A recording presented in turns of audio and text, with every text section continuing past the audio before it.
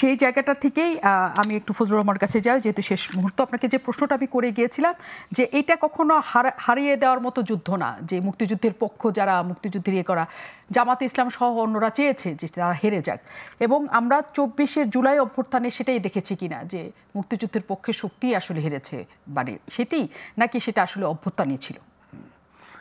এক নম্বর হলো ৫ই আগস্ট মুক্তিযুদ্ধের সপক্ষে শক্তি হারে নাই।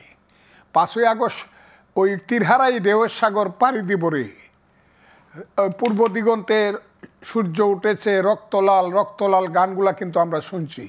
এমনকি এই যে লোকটাকে এখন ডুবাই দিতে চাইতেছেন, প্রস্রাব করছেন, এবারের সংগ্রাম আমাদের মুক্তির সংগ্রাম, এটাও কিন্তু রুকেয়া হল থেকে মাইক বাজছে। কাজে এটা কেউ মানে মুক্তিযুদ্ধের পক্ষের বিপক্ষের ফাইট ছিল না। এটা এই ফাইটটা ছিল ৫ই আগস্টের ১৫ বছর যাবৎ মানুষ ভোট দিতে পারে না। ৩টা ইলেকশন হয়েছে, ৩০ বছর যার বয়সে একটা ভোট দিতে পারে নাই।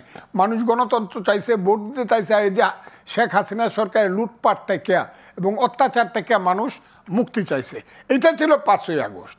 কিন্তু ৭১ থাকবে কি থাকবে না, ২৪ আবার নতুন করে ৭১ হবে, এইটার জন্য মানুষ বা এটা মানুষ কল্পনাও করে নাই।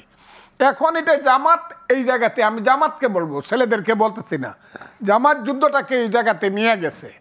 সেই যুদ্ধে আগে ডিসাইড হবে এখন বাংলাদেশ ৭১ ঠিক হয়েছিল নাকি পাকিস্তান হইলে ঠিক হইতো। জামাত চাইতেছে পাকিস্তান, আমি চাই বাংলাদেশ। কথাটা খুব ক্লিয়ার। আমি আরেকটা কথা বলেই শেষ। ৭১ ঠিক ছিল, ৭১ বড় হিমালয় পর্বত আর ২৪ হলো টিলা, নাকি ৭১-এর চেয়েও ২৪ বড়, এইটাও ডিসাইড হবে। দুই, ছেলেদের কথাটা।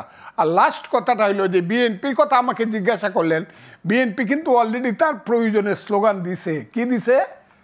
জামাত শিবির রাজাকার এই মুহূর্তে বাংলা ছাড় দিছে কিনা নয়াপল্টন অফিসের সামনে। প্রয়োজন যখন হবে বিএনপি কিন্তু তার কার্ডটা ঠিক মতো ভাবে খেলবে, বলবে যে আমাদের নেতা জিয়াউর রহমান ছিল মুক্তিযুদ্ধের ঘোষক, এটা বলবে এবং বলতে হবে বিএনপিকে।